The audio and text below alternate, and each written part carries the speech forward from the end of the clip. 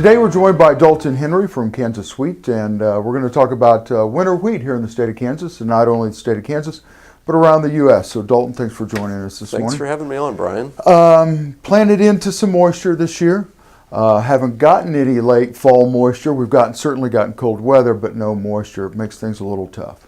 It certainly does, but I think when we think about this year's winter wheat crop compared to the last 3 or 4 years across a lot of the state, I think that folks have got to feel pretty good about the state of the winter wheat crop out there. You mentioned, we've been short on moisture really since November for the most part, and we maybe got in certain places of the state had great moisture in September. The crop went in, warm, open, long fall, and maybe got a little bit too much growth and used a little bit more moisture than guys would like. But at the same time, I think the fact that the crop is up across the state, it's out of the ground, should have been well rooted into moisture.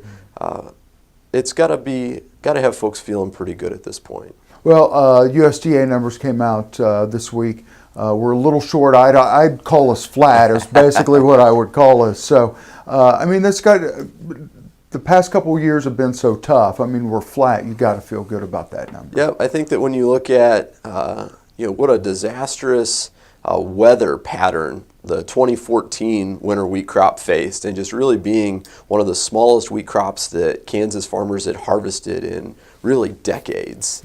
To be flat, or 9.4 million acres, and farmers recognizing that wheat is really a viable option, a good option, and especially to see the acres coming back through central Kansas. I think with the great fall harvest that producers had this last year in Kansas, and really, and that was the first one in several years that we'd seen there, we were a little bit nervous of a lot of those wheat acres through the central corridor follow soybeans or follow corn.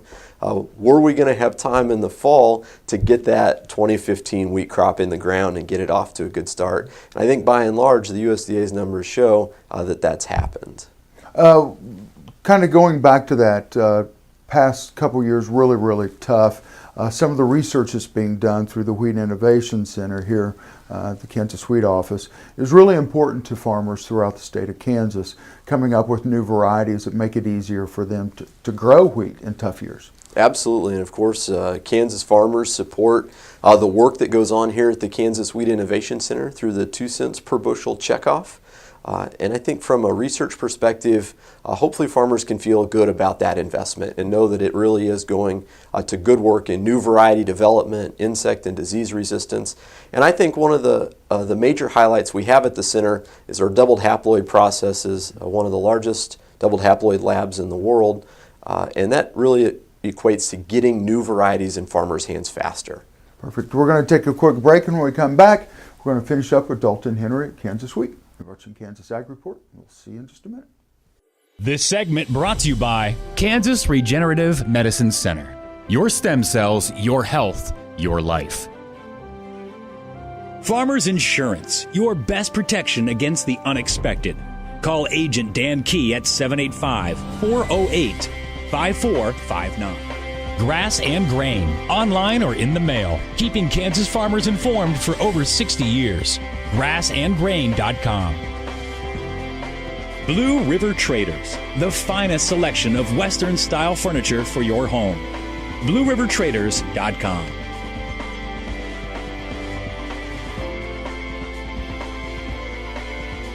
Thanks for staying with us this morning. Dalton, thank you for staying with us. We reported a couple of weeks ago that winter wheat was left off the APH, Average Production History, exclusion for 2015. I was a little shocked when I reported that. I'm assuming you guys probably were as well. Yeah, it was frustrating and a little bit shocking for maybe the folks out there that aren't real familiar with it. This was a new provision included in the 2014 Farm Bill that really recognized that at times it doesn't matter how good of a manager a farmer is, or how good of a producer they are, or that they put in all the effort, and sometimes Mother Nature just really stacks the odds against them. And that's what we've seen largely across a lot of the Great Plains a number of years here recently. The worst drought in 50 years or the worst drought in 70 years in terms of precip. And so what that yield exclusion would do is anytime a county's yield dropped below the previous 10-year rolling average. So really, a widespread, substantial loss in production across the county, a farmer would have the option to exclude that yield from their average production history, which is what their crop insurance guarantee is really based on. So recognizing that sometimes things are completely out of a producer's control and that that's a 1 in 30, a 1 in 50, or a 1 in 70 year event that happened to fall in the last 10 years. Coming into fall of 2015, going into 2016, that will be added back into APH. Yeah, and so that'll be an option for winter wheat producers, is what the RMA has said, or the Risk Management Agency has said, that just didn't have time, didn't have the data, didn't have the people to roll that out in time, which is frustrating. But the good news is it seems that they do intend to release that in time for the 2016 winter wheat crop. And I think that there have been a number of us that have held out hope that there would still be an option to retroactively do that for the 2015 wheat crop, the crop that's in the ground now.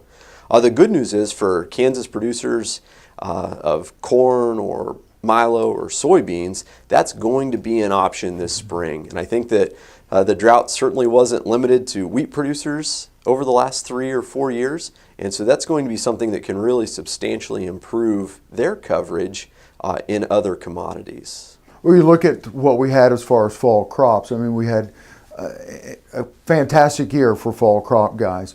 It's unfortunate that the wheat guys didn't get to have their stuff added to APH. Yep. It really is, but at the same time, I think you look at the 2011 and 12 soybean crops, really from the little bit of work that we've done, large swaths of east central and southeast Kansas, and really even into central Kansas, should be looking at least one, if not both of those years, being able to be excluded from that average production history. And that'll be a big benefit to those producers. Well, we want to remind everybody that go to the Kansas Wheat website, new logo, new tagline, Rediscover Wheat. We've been joined by Dalton Henry from Kansas Wheat. You're watching Kansas Ag Report, so stay tuned. Thanks for making Kansas Ag Report the #1 ag television program in Kansas.